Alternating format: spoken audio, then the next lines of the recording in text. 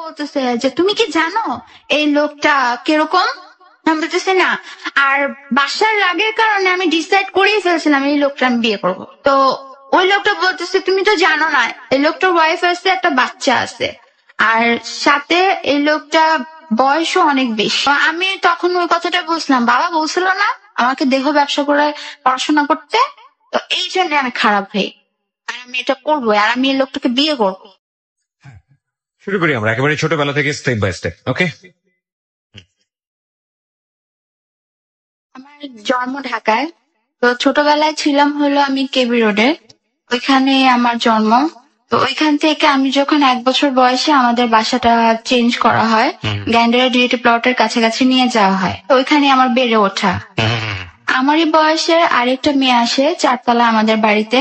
তো আমাদের বাড়ির প্রত্যেকটা ভাড়াটিয়া খুব ফ্রেন্ডলি ছিল, আচ্ছা, একজনের সাথে আরেকজন খুব মিশতো। তো আমি আর ও সমবয়সে ছিলাম। তো এই জিনিসটা দেখে সবাই হিংসা করতো, সবাই বলতো হাজবেন্ড ওয়াইফের মতো কিরকম মিশে, আমাদের তখনই এরকম কথা বলতো। তা আমরা দুজন এমন ছিলাম যে কখনো নিজেদের ছেড়ে থাকতে পারতাম না। তো অ্যানি আর আমি একসাথে চলাফেরা করতাম, ও মাদ্রাসায় পড়তো আর আমি স্কুলে। তো আমার আম্মু একটা এনজিওতে জব করতো, যুব উন্নয়ন ছিল এনজিওটার নাম। তো ওই এনজিওতে জব করাকালীন আমি খুব বাচ্চা ছিলাম। তো ওই বাচ্চাকালীন আমি আমার আম্মুর সাথে যেখানে খুশি সেখানে চলে যেতাম। ওকে, আমি একটু জাস্ট ইন্টারাপ্ট করছি। কয় ভাই বোন ছিলেন আপনারা? আমরা 3 ভাই বোন। আমার 2টা ভাই। না, আমি মেঝো। আপনি মেঝো। ওকে, 3 ভাই বোন আপনারা। এবং আপনার বাবা কি করতো এই সময়টাতে? আমার বাবা ওইখানে বাংলা বাজারের বিয়ে কার্ড যে ছিল ওইটার বিজনেস করতো। তার একটা বিজনেস ছিল। জি বলুন। তারপর ওই এনজিওতে যখন আম্মু কালেকশন করতে যেত টাকা, তখন আমি আম্মুর সাথে সাথে যেতাম। আমার যে বড় মা ছিল, আই মিন আমার আম্মুর নানু, সে বলতো যে তোর তো ভেন্ডি ব্যাগ, এটা ভেন্টি ব্যাগ মানে বলতে হ্যাঁ মানে মেয়েদের সাইড ব্যাগ বোঝায়। তো আমি বলতাম এই বলি তুমি আমার সাথে এত বাজো কেন, আমি আমার মার সাথে যাবো, তোমার সমস্যা কই? তা আম্মু বলতো ও তো বাচ্চা, বোঝে না, এরকম করো না। তো প্রায় আমার না ওই বড় মা এই কথাটা বলতো। তো আম্মুর সাথে সাথে যেতাম, এক এক আন্টির বাসায় যেতাম। তো আন্টিরা বলতো মেয়েটা খুব সুইট, যেখানে সেখানে নিয়ে যাবেন না, যেখানে সেখানে যদি নিয়ে যান আপনার মেয়ের ভাগ্য নষ্ট হয়ে যাবে। আচ্ছা। তো ওইখান থেকে একটা পর্যায়ে আমার আম্মা ওই এনজিওতে কাজ করতে করতে করতে করতে আমার আম্মা ওই এনজিওতে একটা বিগ অ্যামাউন্টের ধরা খায়। মানে এনজিওটা টাকা নিয়ে চলে যায়, যাদের এনজিওটা করানো হয়েছিল তারা আম্মুকে এসে ধরে। তা আম্মুকে এসে ধরার পরে আম্মু সেটা আসলে কোনোভাবে কন্ট্রোল করতে পারতেছিল না। অফিস থেকে যা নিতে পারতেছিল তাই দিতেছিল, বাট কিছু কিছু রয়ে যেতেছিল, আম্মু নিজ গাইডে থেকে দিতে হইতেছিল। তো এখানে বলে রাখা ভালো, আমার আম্মুর বিয়ে হয়েছে তার কাজিনের সাথে, তার যে হ্যাঁ তার খালতো ভাইয়ের সাথে বিয়ে হয়েছে। তো এখানে আমার আম্মুর বিয়ের সময় কোনো যৌতুক দেওয়া হয়নি। তো আমার বাবা আমার আম্মুকে যৌতুকের জন্য খুব টর্চার করতো। ছোটবেলা থেকে দেখছি আমার মাকে প্রচুর পরিমাণে মারা হতো, এমন ভাবে মারা হইতো যে আমার মার রক্তাক্ত অবস্থা হয়ে যেত। তো ওই সময়টা এই ব্যাপারটা নিয়ে আমার মাকে আবার প্রচুর পরিমাণে মারা হয়, কারণ আমার আম্মা যদি ওই সময় কোনো এনজিওতে জব না করতো আমাদের ভাই বোনের পড়ালেখা স্টপ হয়ে যেত। আমার বাবা টোটালি আমাদের ভাই বোনের পড়াশোনার খরচ দিত না, সে কোন রকমের সংসার খরচ দিত আর ঘর ভাড়া দিত। তার কথা সে তার ছেলে মেয়েকে পড়াশোনা করাবে না। তো এখানে আরেকটা কথা বলে রাখা ভালো, আমার আব্বু রাজনীতি করতো। তো এরকম করতে করতে আমরা বেড়ে উঠি ওইখানে, আমার ভাই 6-7 ক্রস করে ওইখানেই। তো ওইখানটাতে যখন নেতৃত্বে আসে তখন কিন্তু তারা সাপোর্ট করে, তাদের ধরপাকড়া করা হচ্ছিল। তো ধরপাকড়ার সময় আব্বুর দোকানটা চলে যায়, আব্বুকে এসে হুমকি দিয়ে যায়, আব্বুর দোকানটা চলে যায়। ওখান থেকে আব্বুর দোকানটা বন্ধ করে চলে আসে, এক পর্যায়ে পালায় আসার মতো। আব্বু পালায় থাকে। তো ওই সময়টা আম্মু আবার একটা এনজিওতে জব করে, কারণ যেহেতু আমাদের তখন কোনো খরচ দিচ্ছে না, আব্বু পালায় আসছে। আর এমনিও আমাদের পড়াশোনার খরচ আব্বু দিত না, আর আম্মুরও হাত খরচ তেমন একটা দিত না। সে যৌতুকের সময় সবসময় টর্চারটা করতো। তো ওইখান থেকে আব্বু পালায় থাকে, আম্মু একটা এনজিও করে, ঘর ভাড়া বেজে যায়। তো বাড়িওয়ালা আন্টি খুব ভালো ছিল, আমাদের খুব আদর করতো ছোটবেলা থেকে, যেহেতু ওখানে বেড়ে ওঠে আমাদের। তো বাড়িওয়ালা আন্টি কিছু বলে নাই, বাড়িওয়ালা আন্টি আমাদের রাখছে। তো একটা পর্যায়ে পুলিশ আসে আব্বুকে ধরার জন্য। তো ওখানে এসে বলে যায় যে যদি বাবাকে না পাই ছেলেকে নিয়ে যাব। ছেলেকে নিয়ে যাবো। হ্যাঁ, তো ওই সময় আমার ভাইয়া স্কুলে থাকে আর আমি তখন বাচ্চা, আমি তেমন একটা বুঝি না। তো ওই সময়টা বাড়িওয়ালা বলে যে দেখো তোমাদের এখানে রাখাটাও খুব রিস্কি, ওর বাবা যেহেতু এরকম পালায় পালায় থাকতেছে, তোমরা কিছু একটা করো, এখান থেকে চলে যাও, ও তো বাচ্চা ছেলে, ওকে কেন ধরে নিয়ে যাবে। তো ওই সময়টা আম্মু আমাদের বাঁচানোর জন্য উনি আমাদের গ্রামের বাড়ি যেখানে বিক্রমপুর, সেখানে নিয়ে চলে যায়। আচ্ছা। আব্বুকে বলে, আব্বু বলে আচ্ছা ঠিক আছে ওখানে নিয়ে চলে যাও। তো তখন আমি ক্লাস 3-তে পড়ি আচ্ছা। আর আমার ভাইয়া মেবি 6-এ পড়ে। আচ্ছা। আমাদের পড়াশোনা তখন স্টপ হয়ে যায়। প্রায় 13 মাসের মতো আমাদের গ্রামের বাড়ি থাকা হয়। আমার চাচা চাচি আমার দাদারা অনেক কথা বলে যে ওরা শহর থেকে আসছে, শহরে জন্মাইছে, কিন্তু হঠাৎ করে কেন গ্রামে আসছে। আর আমার চাচি পাশের বাড়ির, মানে আমাদের গ্রামের পাশের বাড়ির এক চাচিকে, আমার আরেক চাচিকে আর আমার দাদিকে বলতেছে ওদের শহরের পাতিলের ভাত ফুরাই গেছে, তো তাই ওরা গ্রামে চলে আসছে। এই কথাটা বলার পর আমার আম্মু খুব মাইন্ডে লাগে। পরে আম্মু সেদিনই ফোর্স করে চলে আসে। ও এর মধ্যে একটা কথা বলতে আমি ভুলে গেছি, এর আগে আমার একটা ছোট ভাই হয়, মানে এই গন্ডগোলের মধ্যেই যে আমার বাবার তখন ব্যবসাটা খুব লস যায়। আচ্ছা। তো আমার ভাই যখন পেটে ছিল তখন আমার মাকে প্রচুর পরিমাণে মারা হয়, মানে যৌতুক নিয়ে। তো সেই আঘাতটা আমার ছোট ভাইয়ের উপরও পড়ে। তো আমার ছোট ভাই যখন হয় ওর কোনো মানে বোধ ছিল না, শরীরে বোধ ছিল না, প্রচুর পরিমাণে আঘাতের কারণে পুরো শরীরে জন্ডিসের মতো হয়ে গেছিল। তো ওই সময়টা আমার, বলবো না যে আমার বাবা ভাঙে নাই, ওই সময়টা আমার বাবা ওর পিছে টাকা ভাঙছে। আমাদের যে কার্ডের দোকান ছিল সেখানে অর্ধেক টাকা কার্ড বিক্রি করে আমার বাবা আমার ভাইয়ের পিছে চিকিৎসার জন্য ভাঙছে। সেই সময়টা আমার একটা চাচা ছিল, সে এখন নিখোঁজ প্রায় 10-15 বছর যাবত। তার কাছে আমার বাবা টাকা চায় যে আমাকে 15,000 টাকা দিয়ে, আমার ছেলেটা তো হসপিটালে। তো আমার চাচা একটা কথা শোনায় দেয় যে কারো পকেটে টাকা না থাকলে কেউ টাকা দিতে চায় না। এই কথাটা শোনানোর পরে আমার বাবা কাঁদতে কাঁদতে বাংলা বাজার চলে আসে।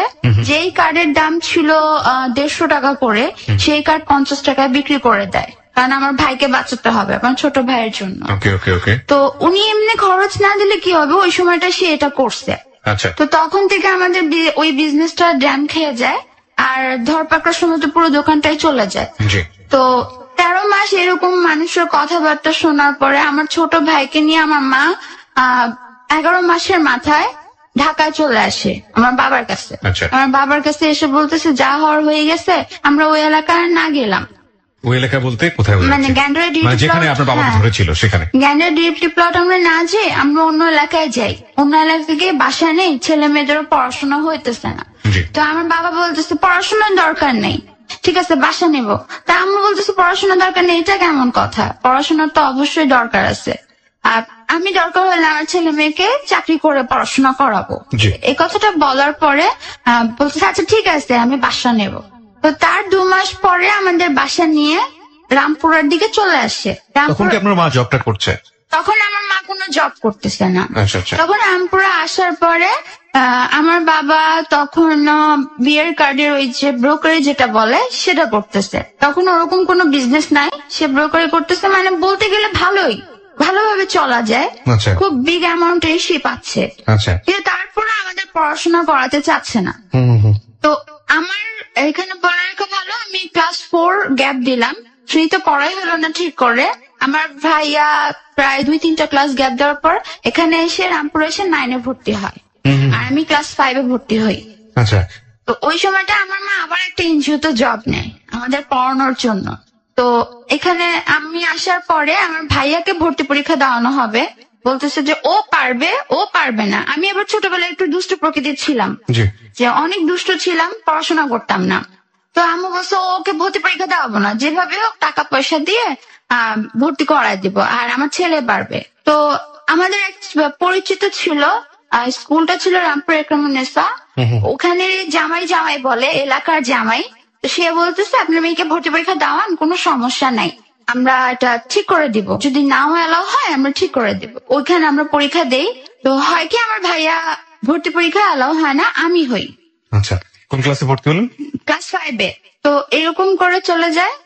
ক্লাস 7-এ আমি যখন ভর্তি হই, আমার ভাইয়া তখন ক্লাস 10-এ। তখন আমার ভাই এসএসসি দিবে। তখন আমার মা কোনো চাকরি করে না, খুব আচ্ছা। ঝগড়া ঝামেলা করে আমার বাবার থেকে টাকাটা নিতেছে। তো আমার ভাইয়া এসএসসি দিবে এই সময়, আমি ক্লাস 7 পুরো নতুন ক্লাস। জি। তো আমার বাবা বলতেছে ওকে টিচার দিব না, ও টিচার ছাড়াই পড়বে। ও মানে হচ্ছে মানে আমাকে আপনার কথা বলছি। আমাকে টিচার দিবে না, আমি টিচার ছাড়াই পড়বো। জি। তো ভাইয়াকে এসএসসি পরীক্ষা দেওয়াবে। তো আমি আবার করলাম কি যে টিচার দিবে না, এটা কিরকম দেখায়। তো আমাদের বাসায় যে কাজের লোক ছিল বুয়া, তাকে বললাম যে খালা আমাকে একটা কাজ করে দিবেন। সে বলতেছে কি কাজ মা? আমি বলতেছি খালা আপনি যদি কিছু মনে না করেন, আপনাদের বস্তিতে তো অনেক রকমের বাচ্চা বাচ্চা ছেলে পেলে থাকে যারা পড়ে, তো আমাকে 2-3টা বাচ্চা এনে দিন, আমি ওদের পড়াবো। আচ্ছা, তো তখন খালা বলে আচ্ছা ঠিক আছে আমি এনে দেবো।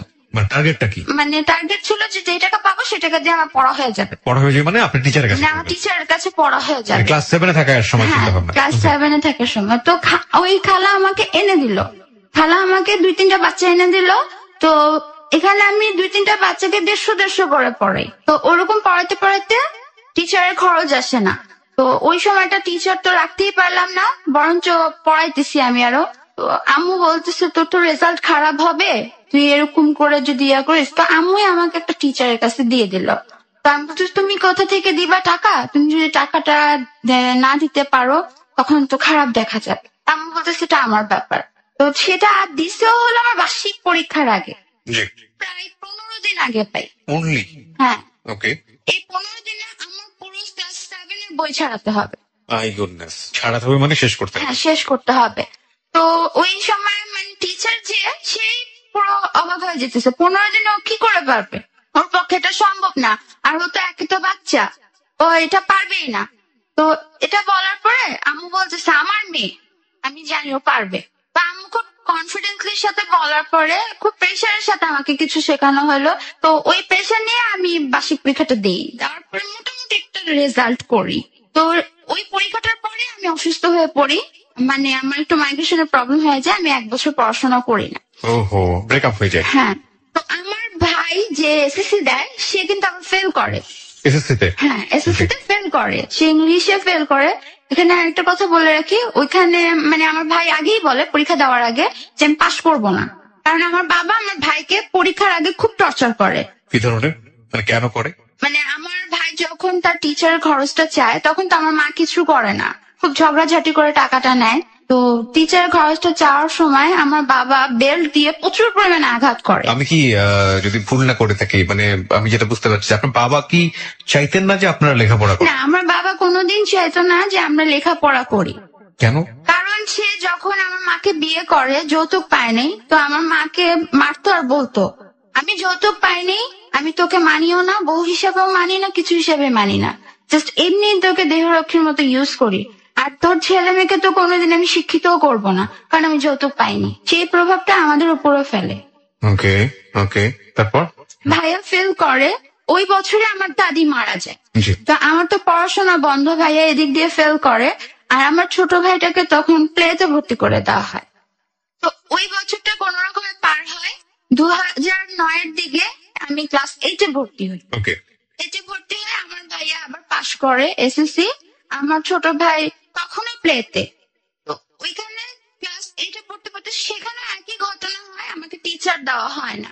তো আমার সেকেন্ড যে সেমিস্টারটা ছিল ওই সময় আম্মু বলতেছে তুই যদি টিচারের কাছে না যাস এইটা তো ফেল করবি, আর এইটা পার করা মানে অনেক কিছু, এইটা বৃত্তির ব্যাপার আছে, অনেক কিছু আছে। তো তুই যদি এটা পার না করতে পারিস তাহলে কি করে হবে। তো আমাকে টিচারের কাছে দেওয়া হলো, তারা আমার স্কুলের টিচার ছিল। আমি টিচারের কাছে যাই, তখন আরো দেখতে সুন্দর ছিলাম।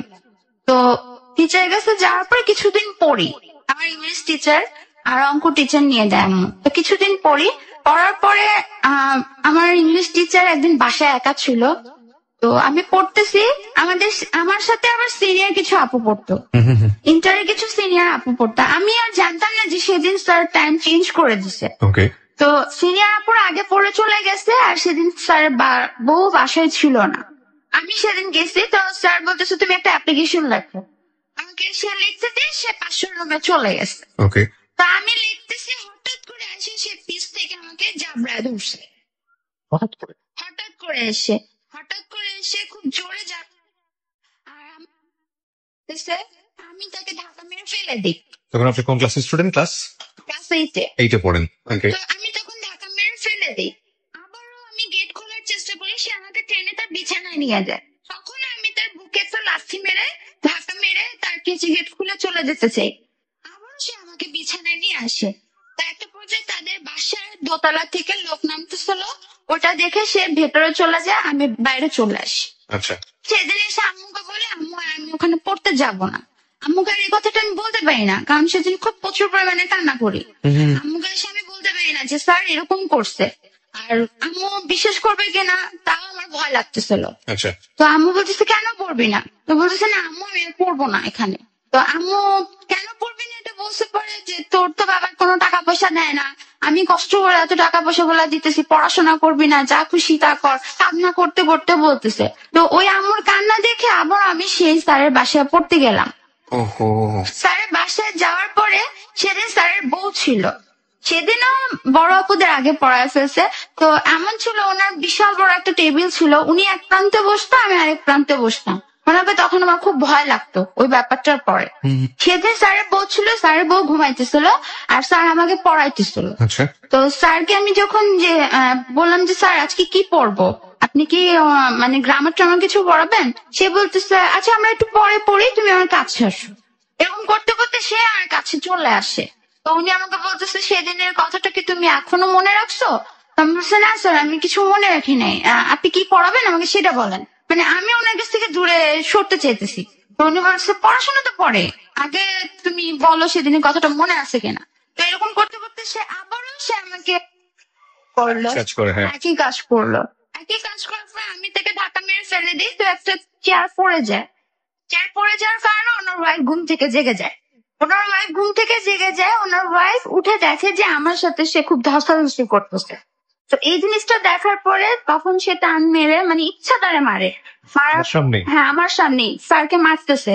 বলতেছি স্টুডেন্ট তো মেয়ের সমান হয়, স্টুডেন্টের সাথে তুই এমন করতেছিস কেন, স্যারকে খুব তুই তামারি করে কথা বলতেছে। তো আমাকে ওই স্যারের বউ যে ম্যাম ছিল সে বলতেছে যে দেখো তোমাকে একটা কথা বলি, তুমি এখানে আর পড়তে এসো না, তোমার সেফটির জন্য বলতেছি, কখন না কি হয়ে যায়। তো ওইখান থেকে বাসায় চলে যাই। পরে আম্মু বলতেছে কি ব্যাপার তুই কান্না করতেছিস কেন, তো কাঁদতে কাঁদতে আমি আম্মুকে বলি যে আম্মু এই ঘটনা ঘটছে।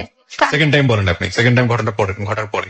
হ্যাঁ মানে ফার্স্ট টাইম বললেও বলতে পারতেন, কিন্তু সেকেন্ড টাইম ঘটার পরে গিয়ে আপনি যখন আপনার টিচারের বউ না করে দিল তখন গিয়ে আপনি বললেন? হ্যাঁ তখন আমি বলছি। তো আম্মু বলতেছে আচ্ছা ঠিক আছে ওই বাসায় আর পড়তে যেতে হবে না, তুই আর পড়িস না। তো আমি একটা টাইম ওই টিচারকেও ছাড়লাম আর অঙ্ক টিচারকেও ছেড়ে দিলাম, কারণ অঙ্ক টিচারের চাউনিটা ঠিক একই রকম ছিল। তো উনিও ঠিক ওই একই কাজটা করে। একই কাজটা করার পর আমি সেখানেও পড়তে যাই না। আসলে সে একই কাজ করলে ভুল হবে যে উনি ওখানে মানে অন্যরকম বাজে বাজে বিশ্রী বিশ্রী কথা বলে। তো ওই বিশ্রী কথার কারণে আমি ওটাও ছেড়ে দিলাম আম্মুকে বলে। তো আম্মু বলতেছে এখন তুই ক্লাস 8-এ পড়াশোনা করবি কিভাবে। তো ফ্রেন্ডদের কাছ থেকে নোট টোট নিয়ে আমি ক্লাস 8-এ বার্ষিক পরীক্ষাটা দেই। তো তখনও আমি টিউশনি করাই, 2টা বাচ্চা পড়াই 300 টাকা। ওকে। তো এরকম করে আমি বার্ষিক পরীক্ষাটা দিই, আমার এইটার রেজাল্ট খুবই ভালো হয়। ওকে। ওকে। আর আমি যে স্কুলে পড়াশোনা করতাম সেই স্কুলের টিচার আমাকে বলছিল বৃত্তি দিতে, কিন্তু আমি সিক থাকার কারণে আমি বৃত্তি দিতে পারিনি। তো এতে খুব ভালো একটা রেজাল্ট করলাম। আমার রেজাল্ট দেখে আমার স্কুল থেকে আমাকে সায়েন্স দিতে চাইলো। ওকে। তো ওই স্কুলটা আমি ছেড়ে দিই, আর আমি ক্লাস 7 পর্যন্ত ছিলাম শুধু গার্লস স্কুলে। আম্মু আবার আমাকে একটা গার্লস স্কুলে দিয়ে আসলো।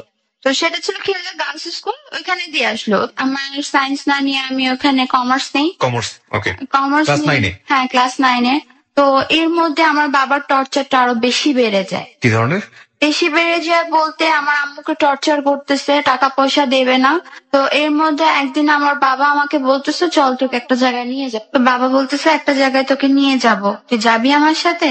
তো আমি আম্মুকে গিয়ে বলতেছি, আব্বু বলতেছে একটা জায়গায় নিয়ে যাবে। আমি কখনো আমার বাবার সাথে কোথাও ঘুরতে যাইনি। মানে বাবা কিভাবে অ্যাপ্রোচ করলো যে একটা জায়গায় তোমাকে নিয়ে যাবে? হ্যাঁ কারণ তুমি ছোট জিজ্ঞেস থেকে মানে কখনো আমি ঘুরতে যাইনি, তো খুব ইন্টারেস্ট ফিল করলাম।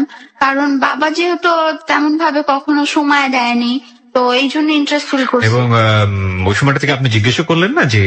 আমি জিজ্ঞেসও করিনি, কারণ আমি কেন খুশি ছিলাম, আমার বাবা আমাকে বলছে ঘুরতে নিয়ে যাবে, আর বাবার সাথে তেমন ভাবে আমার টাইমও কাটেনি। তো এই জন্য ভাবলাম যে বাবা বোধহয় চেঞ্জ হয়ে গেছে, যাক সবাইকে নিয়ে যাবে। আর আমি ভাবছিলাম সবাইকে নিয়ে যাব। তো এটা ভেবে আমি ভাবছি যে আচ্ছা ঠিক আছে আম্মুকে গিয়ে বলি। তো আমি আম্মুকে হাসতে হাসতে গিয়ে বলছি, মা বাবা একটা জায়গায় ঘুরতে নিয়ে যাবে আমাদের সবাইকে। তো আব্বু আমাকে কিছুক্ষণ পরে ডেকা বলতেছে সবাইকে নেবো না, শুধু তোকে নেবো। তো এই কথাটা বলার পরে আমি বলতেছি আমি তো একা যাবো না, আমি সবাইকে নিয়ে যাবো। আমি জন্মের পর থেকে তো কখনো দেখিনি তোমাকে কোথাও নিয়ে যেতে, তো সবাইকে নিয়ে যাবো, আমাকে একা কেন নিয়ে যাবে? তো বাবা জেদ করতেছে না, আমি শুধু তোকে একাই নিয়ে যাব, আমি অন্য কাউকে নিয়ে যাব না। তো আমার মা হয়তো বা ব্যাপারটা বুঝতে পারে, এই জন্য মা বলতেছে যে না ওরে নিয়ে যাওয়া যাবে না, ওর সামনে পরীক্ষা আছে। তা আমি মারে বলতেছি তুমি কিসের পরীক্ষা আছে, আমার কোনো পরীক্ষা নেই। মা বারবার ঝাড়ি মারতেছে, সে আমাকে যেতে দিবে না। আচ্ছা। তো এই কথা বলতে বলতে নানুর বাসায় আম্মু ফোন দেয়, তো আমার খালাতো যে নানু, মানে ওই খালাতো নানুর বাসায় ফোন দেওয়ার পর বলতেছে খালা ও তো ওর মামাদের কথা খুব শুনে, তার 3টা ছেলে ছিল, আমি আমার বড় মামার খুব কথা শুনতাম। আচ্ছা। মানে আমার আপন মামার চেয়ে ওনাদের সাথে বেশি সম্পর্ক ছিল। আমি কখনো যদি কিছু চাইতাম ওনাকে আমাকে দিত, খুব আদর করতো নিজের ভাগ্নির মতো। আর আমার মা কখনো আমাকে মানে কোনো কিছুর জন্য না করেনি, আমি যেটা পছন্দ করতাম সেটাই এনে দিত। আর সেরকম ওনারাও আমার খালাতো মামার যারা ছিল তারা এরকম করতো। তো বলতেছে খালা দেখো ওর বাবা এরকম এরকম কোথায় জানি নিয়ে যেতে চাইতেছে, আমি তোরে দেবো না, আমি ওর বাবারে বিশ্বাস করি না। আমি ওর বাবাকে বিশ্বাস করি না, মানে আপনার মা এটা বলছে? আমার মা বলতেছে আমি ওর বাবাকে বিশ্বাস করি না, তুমি খালা এক কাজ করো, ওর মামাকে বলো যে ও কোথাও ঘুরতে নিয়ে যাবে। তো মামা আমাকে ফোন করে বলতেছে শিশির তুই কি কক্সবাজার যাবি? তো আমার তখন কক্সবাজার দেখা নাই, তা আমি মামা বলতেছি হ্যাঁ আমি যাবো। তো বাবাকে তখন আমি ইগনোর করে দিয়ে মামার সাথে কক্সবাজার চলে যাই। ওইখান থেকে বাবার আরো বেশি জিদ জাগে। জিদ জাগার পর আমি কক্সবাজার থেকে আসার পরে দেখি আমার মার হাতে ব্যান্ডেজ প্রচুর পরিমাণে মারা হয়, কেন আমি গেলাম এটা দেখার পর তো আমি এক পর্যায়ে আব্বুর সাথে খুব রাগারাগি করি, তুমি কেন মারছো? আব্বু বলতেছে মারবই, তুই আমার কথা কেন শুনলি না, আর তুই আমার কথা যদি না শুনিস তোকে আমি রাস্তায় লাইন লেগে দিই, এমন লাইন লাগাবো যাতে 10-12টা ছেলে এসে তোর একসাথে। এই ধরনের কথা আপনার বাবা আপনাকে বললো? হ্যাঁ আমার বাবা আমাকে বললো। কোন ক্লাসে থাকা অবস্থায়? তখন আমি ক্লাস 9-এ। তো আমি বললাম তুমি কিছুই করতে পারবা না, ছোটবেলা থেকে তো আমি তোমাকে দেখে আসছি, আমি বাবার সাথে তেমন কোনো তর্ক করলাম না, ছোটবেলা থেকে আমি তোমাকে দেখে আসছি, তুমি এরকম কিছুই করতে পারবা না, বাবারা কখনো মেয়েদের এরকম করতে পারে না। আমি মানে ওই বিশ্বাসটা থেকে বললাম এই কথাটা। বলার পর আম্মু বলতেছে যে মা তুই সাবধানে থাকিস। আমার মা তো আমার বাবাকে চেনে। তো ক্লাস 9-এ থাকাকালীন এরকম খুব ঝঞ্ঝাট হলো।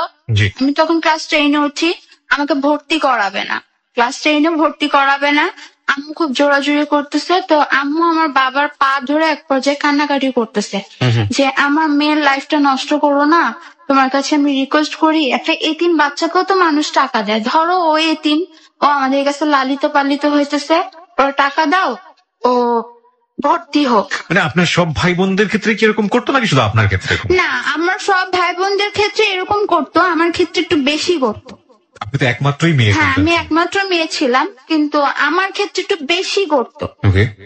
তো এই ভর্তির টাকা চাওয়াতে আমাকে ইচ্ছাদারে মারা হলো, এমন ভাবে মারা হলো পিঠে আঘাত করার কারণে আমার পিঠের যে মেরুদণ্ড ওই সাইডটাতে আমার একটা দাগ পড়ে যায়, মানে মনে হয় কেউ হয়তো বা ওটা আগুন দিয়ে জ্বালিয়ে দিচ্ছে। পার্মানেন্টলি? এটা কি পার্মানেন্ট দাগ হয়ে যায়? হ্যাঁ পার্মানেন্ট একটা দাগ হয়ে যায়, মানে ক্ষতর মতো। আমি কেন জিজ্ঞেস করলাম প্রিয় শ্রোতা, আপনারা নিশ্চয়ই জানবেন যে এই সব চিহ্ন শরীরে থাকলে পরবর্তীতে একেবারে ব্যক্তিগত জীবন পর্যায়ে বিভিন্ন রকমের প্রশ্নের তৈরি হয়, যে কারণে এই প্রশ্নটা ওকে জিজ্ঞেস করা। বলুন তারপর। তো ওই জায়গাটা ক্ষত হয়ে যায়। আমার আম্মা এটা দেখার পর আমার বাবার উপরে খুব রাগারাগি করে। আমার বাবা তখনও বলে তুই বেশি করবি, তোর মেয়েকে আমি পতিতালয় দিয়ে আসবো, এই কথাটা বলে। তো সেই মুহূর্তে আমি ঠিক বুঝলাম না এই ধরনের কথা আপনার মা কেন বলবে? আমাকে ভর্তি করানোর জন্য, ক্লাস 10-এ ভর্তি করানোর জন্য। তখনও ভর্তি করানো হয় নাই। ওকে, মানে মনে করো ও আসলে কেউ না, অনাথ বাচ্চা, সে কারণে আমার কেউ না, ধরো অনাথ বাচ্চা, তুমি অনাথ বাচ্চাকে হেল্প করতেছো, মানে সামহাও আপনার বাবাকে ম্যানেজ করার জন্য এই ধরনের কথা। তারপরও আমার বাবা টাকাটা দিল না। তো আমার যে মামার কথা বলছে যে আমাকে কক্সবাজার ঘুরায় নিয়ে আসছে। তো আম্মু তার কাছ থেকে বলে 10,000 টাকার মতো আনলো, আমাকে ভর্তি করলো আর আমার ছোট ভাইকে স্কুলে ভর্তি করলো। ওকে। তো আমি ক্লাস 10-এ ভর্তি হলাম, ওখানেও একই অবস্থা, আমাকে কোনো টিচার দেওয়া হলো না। তো আমার স্কুলের টিচার গুলো খুব ভালো ছিল। আমার 9-এর রেজাল্টটা খুব ভালো হওয়ার কারণে ওনারা আমাকে এমনি পড়াইতো। ওনারা সবসময় মনে করতো যে আমি তাদের জন্য একটা গোল্ডেন A+ এনে দেবো। ওকে। তো ওইখানে আমার একটা ফ্রেন্ড থাকে, ওর নাম হলো শিখা। ও আর আমি খুব ক্লোজ ছিলাম, সবসময় আমার সাথে আসতো যাইতো। তো সেই পর্যায়ে ওকে আমি দেখতাম কি, ও অনেক বড় ঘরের মেয়ে ছিল, ওদের ঢাকায় নিজের বাড়ি ছিল, রামপুরাতে ওদের ঢাকায় বাড়ি। তো ওকে আমি দেখতাম কি ও ফোনে কথা বলতো। ওই মুহূর্তে আমার ফোন ছিল না, ও ফোনে কথা বলতো, এক এক ছেলের সাথে কথা বলতো আর টাকা নিত। আচ্ছা। টাকা নিত, খাইতো, আমাকে তো ফুর্তি করতো, এরকম করতো। আপনার ক্লাসমেট ছিল? আমার ক্লাসমেট ছিল। ওকে। তো একটা পর্যায়ে এই সময়টা আবার আমার বাবার সাথে লাগে, বাবা আমাকে বিয়ে দিয়ে দিবে। ওই সময়টা কোন ক্লাসে পড়েন আপনি? ক্লাস 10? ক্লাস 10-এ Class 10 বাবা আমাকে বিয়ে দিয়ে দিবে। আচ্ছা। তো এই রাগে আম্মুর সাথে আবার লাগে, আম্মুকে আবারও মারে। মারার পরে সেদিন পরের দিন সকালে গিয়ে আমি শিখাকে বলতেছি, আচ্ছা তুই ছেলেদের সাথে কি করিস রে? শিখা বলতেছে, কেন? ওদের সাথে আমি মজা করি, ফান করি, সেক্সি ভাষায় কথা বলে বলে ওদের কাছ থেকে টাকা নিই, আর ওদের আমার প্রেমের জালে ফাঁসে। এটা আপনার ফ্রেন্ড? হ্যাঁ, আমার ফ্রেন্ড আমাকে বললো। ওকে। তো ওই সময়টা আমার হাতে কোনো সেট ছিল না। আমার যে মামা কক্সবাজার নিয়ে গেছিল, সে আমাকে একটা সেট দিল, যে কন্টিনিউ তোদের পাওয়া যায় না তেমন ভাবে, তাহলে এই সেটটা তুই ইউজ করিস। ওকে। না, আপন মামা? আমার খালতো মামা। ওকে। তো ওই মামার সেটটা আমি ইউজ করতেছি, তখন আমার কারোর সাথে তেমন কিছু হয়নি। আমার আরেকটা ফ্রেন্ড আছে, ওর নাম হলো তানিয়া। ওর কাজিন স্কুলে প্রতিনিয়ত আসতো। ওই কাজিন তখন ইন্টার 2nd ইয়ারে পড়ে, খুব বড় ঘরের ছেলে ছিল। তো প্রতিনিয়ত আসতো, তখন আমার গায়ের রং আরো ফর্সা ছিল, আরো দেখতে সুন্দর ছিলাম।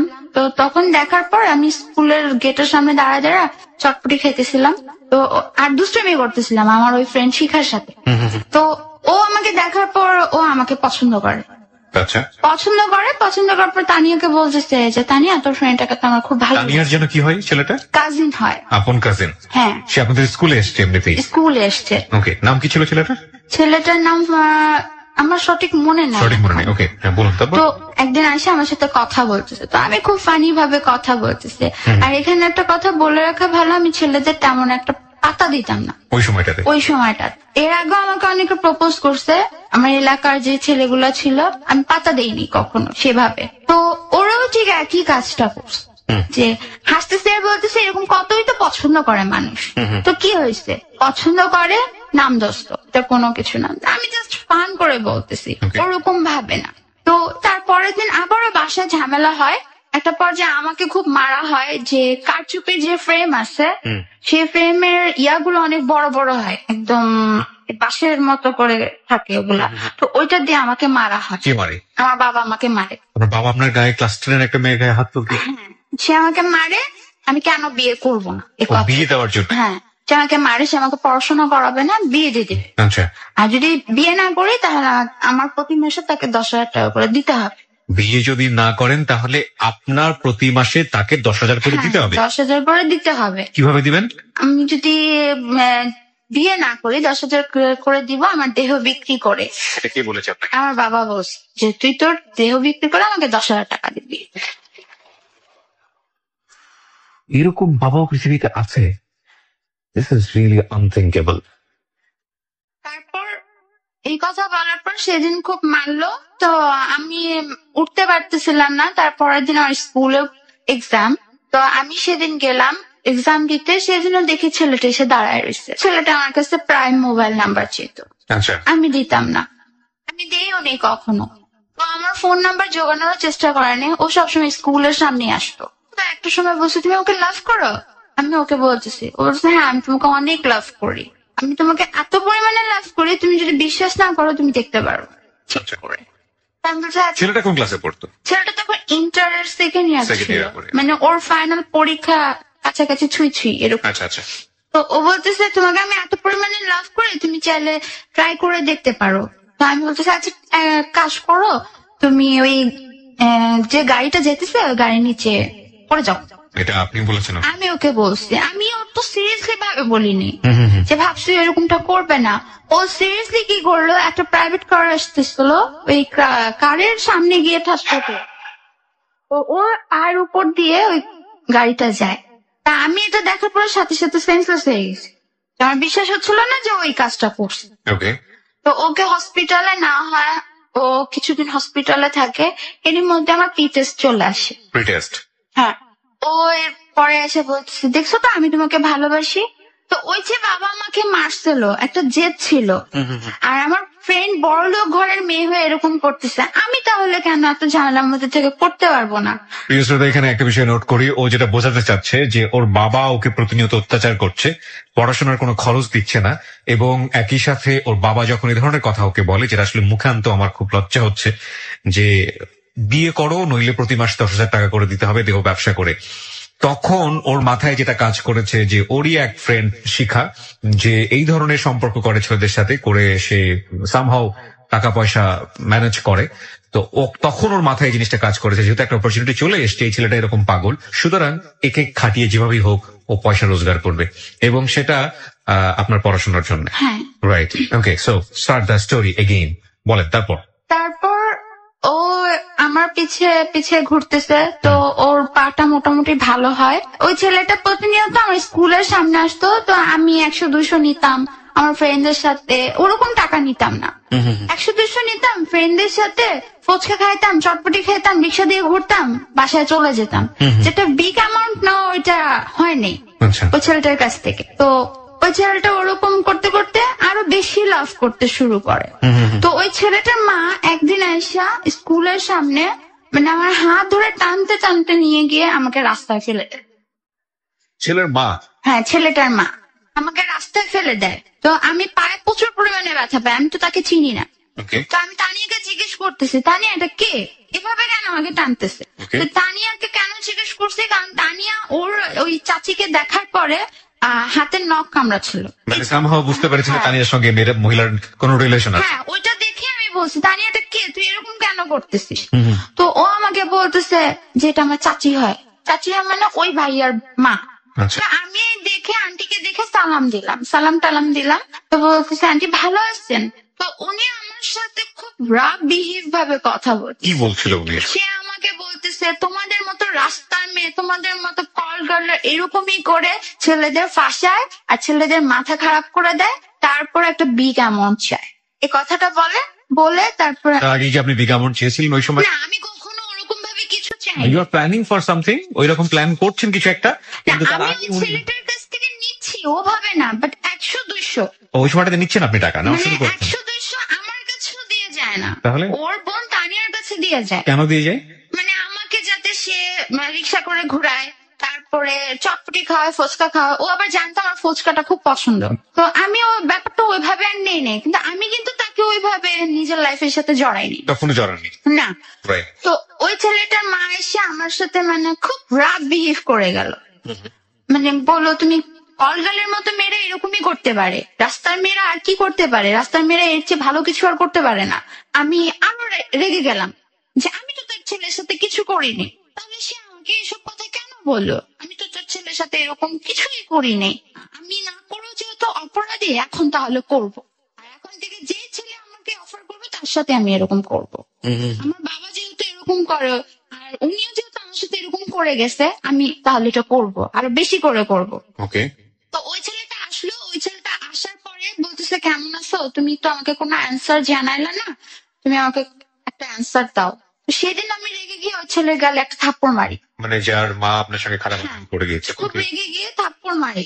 তো এভাবে বলি যে কল গালের কাছে আসো কেন, আমার মা যেহেতু বলে কল গালের কাছে আসো কেন। সেদিন বলার পর তারপরের দিন আমার ওই ছেলে আসছে, ছেলে আসার পরে যে ভালো বিহেভিয়ার আমি নিজ থেকে করছি, যে আমার প্ল্যান আমি আজকে ওর থেকে টাকা নিব। তো আমি বলতেছিলাম তুমি আমাকে লাভ করো, তাহলে এক কাজ করো, তুমি আমাকে টাকা দিয়ে যাও। তো আমাকে বলতেছে কত দেব? এই 1500-র মতো দিয়ে যাও। ফার্স্ট টাইম আমি 1500 চাই ওর কাছে। ওকে। তো আমাকে দিছে, দেওয়ার পর ওইটা নিয়ে আমি আসলে আমার নিজের কোনো কাজে লাগাই নাই, আমি ফ্রেন্ডদের নিয়ে আড্ডা টাড্ডা দিয়ে খেয়ে ফেলছি। এটা কিন্তু আমার ফ্যামিলির কেউ জানে না আমি এরকম করতেছি। ওকে। তো পরবর্তীতে এরকম করতে করতে আমার টেস্ট এসে পড়ে। তো টেস্টের আগ মুহূর্তে মানে এক সপ্তাহ আগে আমি খুব অসুস্থ, সিক হয়ে পড়ি। তো আমার স্কুলে যাওয়া হয় না। আমার যে বান্ধবী শিখা, যার কথা বলছিলাম, তো ওই বান্ধবীর কাছে আমি কল করি যে শিখা পরীক্ষা কয়টা থেকে কয়টা রে? তো ও আমাকে বলে যে দুপুর 2টা থেকে 5টা পর্যন্ত। আচ্ছা, তা আমি পরের দিন গিয়ে দেখি সকলে দেহ বিক্রি করে মানুষের সাথে 10 রাত থাকা তারপর টাকা আনতো। এই ধরনের কথা রেগুলারলি বললো? হ্যাঁ, এই ধরনের কথাটা বললো। ওই বছরে আমার দাদা খুব অসুস্থ। তো আমার দাদা আমাকে প্রচুর পরিমাণে আদর করতো। আর আমি যখন থেকে বড় হয়েছি তখন আমার দাদা অসুস্থর দিকে ছিল। তা দাদার কাছ থেকে সেরকম ভাবে আমার হেল্প পাওয়া হয়নি। আচ্ছা, তো আমি দাদাকে কাঁদতে কাঁদতে বলতেছি, দাদা তুমি আজকে যদি সুস্থ থাকতা, তুমি যদি ভালো থাকতা, তাহলে আজকে হয়তো বা আমার এসএসসি পরীক্ষাটা দেওয়া হইতো। তুমি কেন আজকে অসুস্থ?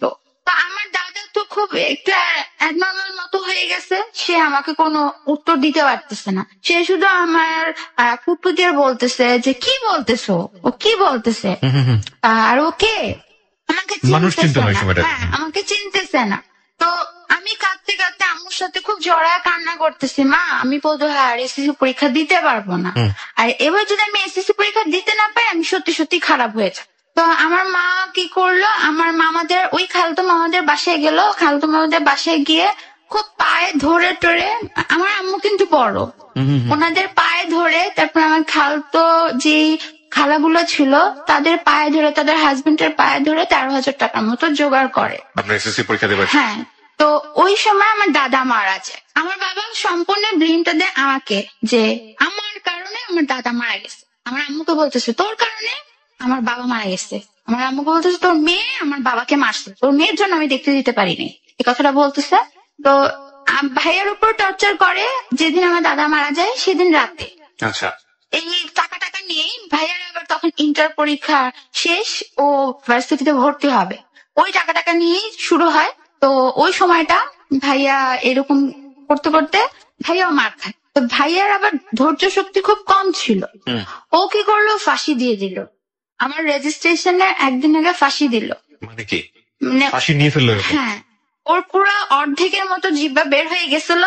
তো আমি আবার আমার ভাইয়ার খুব ভক্ত ছিলাম, ওকে ওকে, অনেক ভক্ত ছিলাম। তো আমি এক চিৎকার দিয়ে ভাইয়াকে পেঁচায় ধরছি। আচ্ছা, আমার আম্মা খুব চিল্লাইতেছিল তো বাবা টাকা দিবে না দিবে না। তো আম্মু তো বুঝতে পারেনি যে ও ঘরে নিয়ে ফাঁসি দিবে।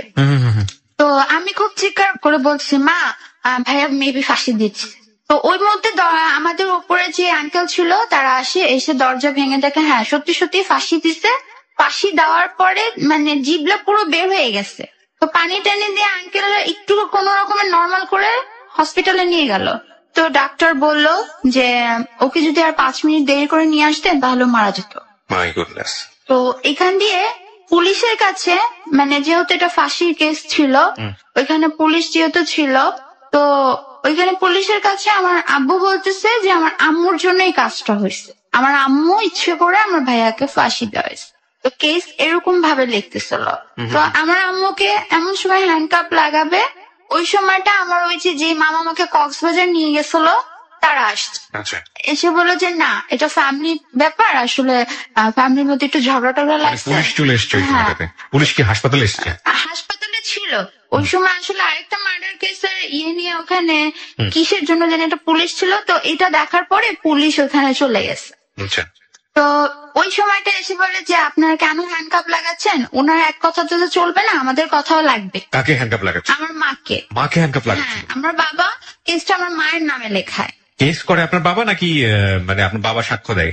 আমার কেস বাবা- অটোমেটিক্যালি হয় নাকি কেস কেউ করে? মানে আমার বাবা ওইখানে সাক্ষ্য দেয় প্লাস কেসটাও করতে চায়। তো হ্যান্ডকাপ লাগানোর সময় আমার মামারা ওই সময়টা চলে আসে। আমার ভাই এই দৃশ্য দেখার পর আমার ভাই ট্রিটমেন্টটা নিতে চায় না, যে কেন আমার মাকে দোষ দেওয়া হচ্ছে, আমার মার তো কোনো দোষ নেই। আচ্ছা, তো এই সময় মামারা আসার পরে মামারা বললো যে না এটা আসলে ওর মার কোনো দোষ নাই, ফ্যামিলি প্রবলেমের কারণে এরকম হয়েছে।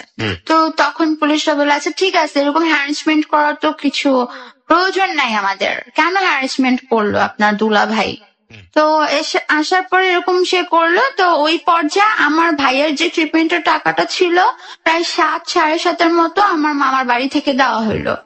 আর আমার যে রেজিস্ট্রেশনের টাকাটা ছিল 13,000 টাকা আমার মা জোগাড় করছিল। ওই 13,000 টাকা থেকে আমার কিছু টাকা ভাঙা গেল। আচ্ছা, তো পরবর্তীতে আম্মুকে কল করে বললাম, আম্মু আবারও মামাদের কাছে গেল, মামাদের কান্নাকাটি করে মানে পায়ে ধরে টরে যে টাকাটা বাকি ছিল সে টাকাটা ম্যানেজ করলো। তো 1500 টাকার মতো শর্ট পড়লো। তো ভাইয়াকে নানুর বাসায় পাঠায় দেওয়া হইলো, আমাদের বাসায় আর আনা হইলো না। হসপিটাল থেকে নানুর বাসায় পাঠায় দেওয়া হয়েছে। এখানে আব্বু আসছে, আব্বুর কাছে আম্মু আসে। আম্মু আসার পরে পা ধরে আম্মু আবার মানে খুব কান্নাকাটি করে বলতেছে কাকে? আমার বাবাকে, আচ্ছা। যে দেখো আমার মেয়ের লাইফটা নষ্ট করো না, এই তো একটা সময়, তুমি ওকে টাকাটা দিয়ে দাও, 1500 টাকা, বেশি তো না, 1500 টাকা, 1500 টাকা দিয়ে দাও। তো ওই মুহূর্তে আমার আম্মুকে বলতেছে, তোর মেয়ের জন্য আমি আমার বাবাকে দেখতে যেতে পারিনি, আর আমি তোর মেয়েকে মরে গেলেও টাকা দিব না। কিন্তু আমার রেজিস্ট্রেশনের কথা বলে আমার আরেক আঙ্কেলের কাছ থেকে আমার বাবা 10,000 টাকা আনছে, ওই টাকাটা আমাকে দেয়নি। ওকে। তো 1500 টাকা চেয়েছে, আম্মুকে দেয় নাই, আম্মুকে এক লাথি দিয়ে ফেলে দিল। আম্মু প্রচুর পরিমাণে মাথায় আঘাত খেলো। এই আঘাত নিয়ে আবারও আম্মু আব্বুকে কান্নাকাটি করে বললো, দিয়ে দাও না 1500 টাকা, 1500 টাকা দিলে কি হয়। তো ওই মুহূর্তে আম্মু বলতেছে যে তুমি যদি না দাও তাহলে আমি ফাঁস নেব। This is unthinkable story. এবং আমরা সবসময় একটা কথা বলি যে মানুষ বাধ্য হয়েই অন্যায়ের পথ বেছে নেয়, কেউ আসলে ইচ্ছা করে অপরাধী হয় না। লোভ একটা অবশ্যই কারণ, কিন্তু লোভে পড়ে কতজনই বা আমাদের সমাজে অপরাধী হন। তার চাইতে বাধ্য হয়ে যে অপরাধী হন সেটার সংখ্যা বোধহয় বেশি। যাহা বলিব সত্য বলিবর পরিসংখ্যান সবসময় সেই কথাটি বলে।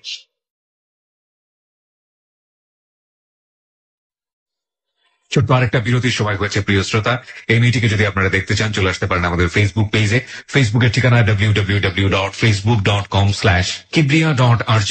আমি আরো একবার বলছি www.facebook.com/KEBRIA.RJ। পেজটি আছে RJ কিবরিয়া নামে।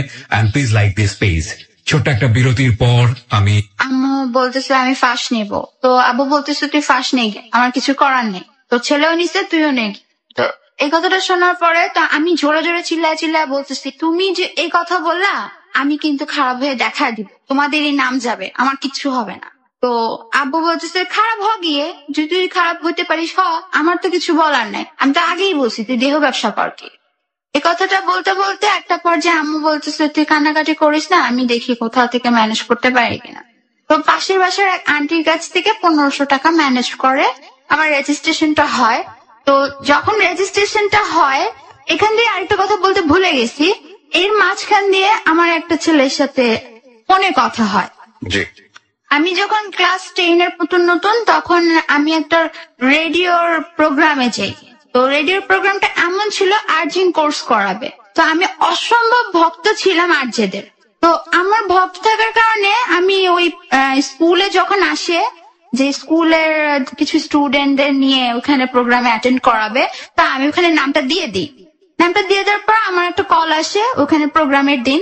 তো ওই প্রোগ্রামটাতে আমি যাই, প্রোগ্রামে আমি অ্যাটেন্ড করার পরে তো আমি মহা খুশি, আমার স্বপ্ন পূরণ হইতেছে, আমি আরজে দেখছি, আমি আরজে হব। আমি ভাবছি যে 9-10 থাকাকালীন আরজে হওয়া যায়। ওকে। তো ওই সময়টা থেকে ওই যে কোর্সের যে মালিকটা ছিল তার সাথে আমার একটা ভালো সম্পর্ক হয়ে যায়। সে আমাকে খুব গাইডনেস ভালো করে পড়াশোনা করো, তুমি ভালো একটা আর্য হতে পারবা, তোমার ভয়েসটা খুব সুইট, তুমি খুব সুন্দর করে কথা বলতে পারো, প্রেজেন্টেশন তোমার অনেক ভালো, ওকে তুমি ভালো করে পড়াশোনা করো, তোমাকে কথা দিচ্ছি ইন্টারের পরে তোমাকে আর্য তৈরি করে দেব। তো ওনারই এক রিলেটিভ, মানে কিরকম রিলেটিভ আমি তা জানি না, ওনার কাছ থেকে নাম্বারটা চুরি করে নিয়ে গিয়ে আমাকে কল দেয়। উনি থাকতো হলো বাহরাইন, মানে যে ছেলেটার সাথে আমার কথা হয় বাহরাইন থাকতো, আমি নামটা উল্লেখ করতে চাচ্ছি না, বাহরাইন থাকতো।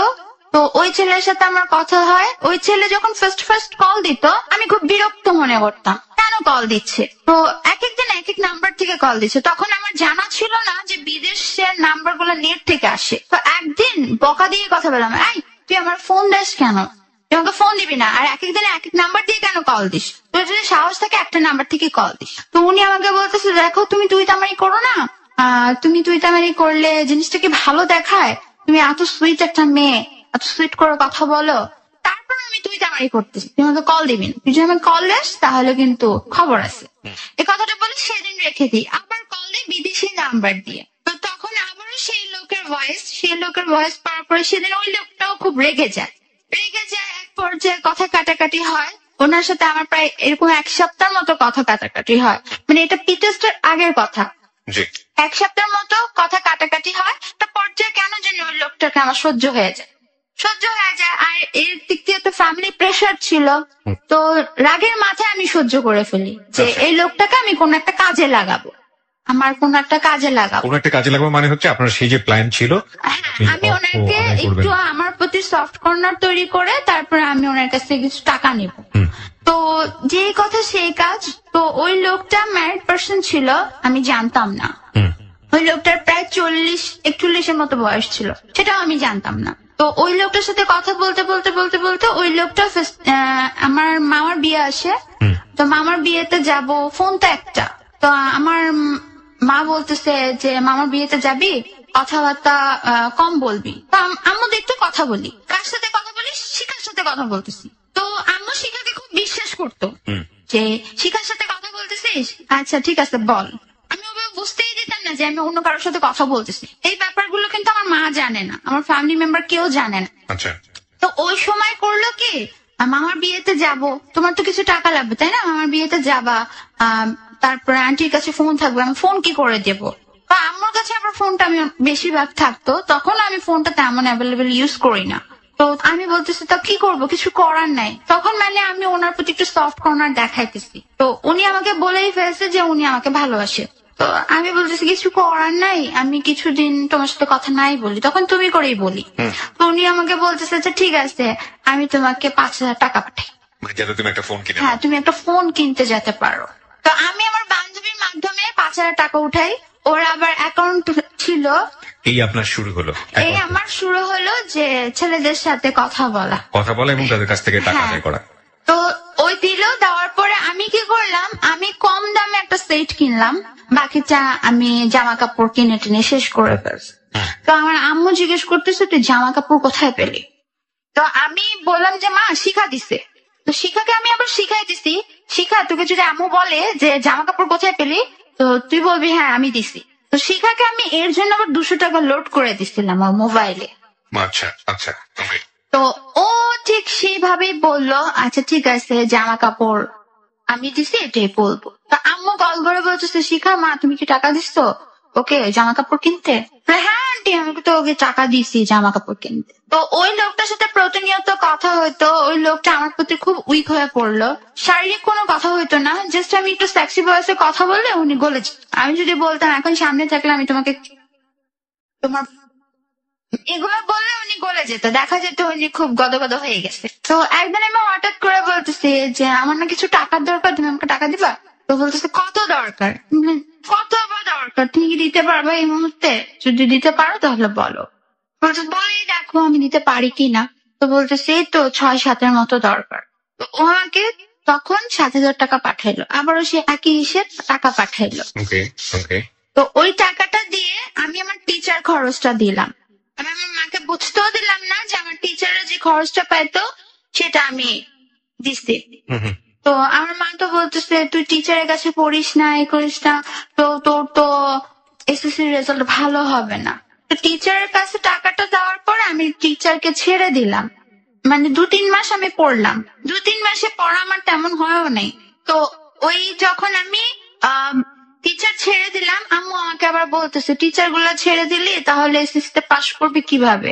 আমি বলতেছে আল্লাহ আমাকে পাশ করাবে। তো টিচার প্রায় আমার 3টা টিচার ছিল, অ্যাকাউন্টিং ছিল, ইংলিশ ছিল আর ম্যাথ ছিল। তো ওই 3টা টিচারের টাকা 7,000 টাকার কিছুটা দেওয়ার পরে স্কুলের কিছু টাকা দিতে হয়। তো আমি 2 মাসের মতো পড়ার পরে সিলেবাস তো কমপ্লিট করতে পারি না, যেহেতু আমার 9-এ কোনো পড়া হয় নাই। তো 10-এও আমি সিলেবাস কমপ্লিট করতে পারি না, কমপ্লিট করার না কারণে আমি মানে টাকার অভাবে টিচারটা ছেড়ে দিলাম। তো এইভাবে ওই লোকটার সাথে আমার পরিচিত। তো ওই যে বললাম রেজিস্ট্রেশনের টাকাটা জোগাড় করার পরে যেদিন লাস্ট ডেট সেদিন আমাকে আমার স্যার ফোন দিয়ে বলতেছে তুমি যদি এই মুহূর্তে টাকা না দাও পুরো স্কুলের রেজিস্ট্রেশন বাতিল হয়ে যাবে। তো ওইখান থেকে আমার মা মানে আমার ভাইকে দেখতে গেছিল। তো আমার ভাইকে দেখতে যাওয়ার পর আমার মা আবার করে কি, তার ছেলে তো তার জন্য একটু হলেও লাগে, আমার রেজিস্ট্রেশনের টাকা থেকে আবার তার জন্য ওষুধ কিনে নিয়ে গেল আর কিছু খাবার কিনে নিয়ে গেল। তো ওখানে আবার টাকা শর্ট থাকার কারণে আবার মামাদের কাছ থেকে নিতে হলো। আচ্ছা। তো মামাদের কাছ থেকে নেওয়ার পরে মেবি 200 কিংবা 250 টাকার মতো শর্ট ছিল রেজিস্ট্রেশনের টাকায়। তো আমি বলছি, মা আমার জন্য স্কুলের এত বড় একটা ক্ষতি হবে, তুমি একটু তাড়াতাড়ি আসো। তো আম্মু খুব তাড়াতাড়ি আসে, স্যার বোর্ডে চলে যাবে আমাকে বাদ দিয়ে, মানে আমাকে আর নিবেই না। তো ওই সময় মা আসার পরে স্যারের কাছে আসে, স্যারকে বলতেছে যে কি করে যে আপনারা বলি 250 টাকা শর্ট, আমি কি করে। তো স্যার বলতেছে এটা তো আগে বলবেন 250 টাকা শর্ট, এখানে যদি 1-2 হাজার টাকাও শর্ট থাকতো আমি আপনাকে দিতাম, ওকে। যেহেতু একটা লাইফের ব্যাপার। তো ওখানে দেওয়া হয়ে যায়, ওই সময়টা চলে যাওয়ার পর ওই লোকটার সাথে তো আমার কন্ট্রাক্ট আছে, কথাবার্তা বলতে বলতে একসময় ওনার কাছ থেকে প্রায় আমি 12-13 হাজার টাকা উপরে নিয়ে নিলাম। তো ওই লোকটা আমার প্রতি পুরোই উইক হয়ে পড়ছে। তো একটা সময় ওই যে বললাম যে ভাইয়াটার সাথে আমার খুব ভালো সম্পর্ক হয়ে গেছে, জি। যে ওই যে আর্জিং কোর্সের ইয়েটা খুলছিল, তো সেই ভাইয়াটা কিভাবে জানি জানতে পারে যে তারই এক রিলেটিভের সাথে আমার কথা হয়। ওকে। তো ওই ভাইয়াটা আমাকে বলতেছে যে তুমি কি জানো এই লোকটা কিরকম। আমি বলতেছি না, আর বাসার লাগের কারণে আমি ডিসাইড করেই ফেলছিলাম এই লোকটা আমি বিয়ে করবো। তো ওই লোকটা বলতেছে তুমি তো জানো না, এই লোকটার ওয়াইফ আছে, একটা বাচ্চা আছে, আর সাথে এই লোকটা বয়সও অনেক বেশি, 40-41-এর উপরে, তুমি এই লোকটাকে কেন বিয়ে করবা, তোমার এত অল্প বয়স। উনি আমাকে বোঝানোর চেষ্টা করে। তো আমি ওনাকেও খুব অপমানিত করি যে আমার লাইফ আমি যেভাবে খুশি সেভাবে চালাবো, আপনার কি। তো এক পর্যায়ে আমার মা ওই ব্যাপারটা জেনে যায়।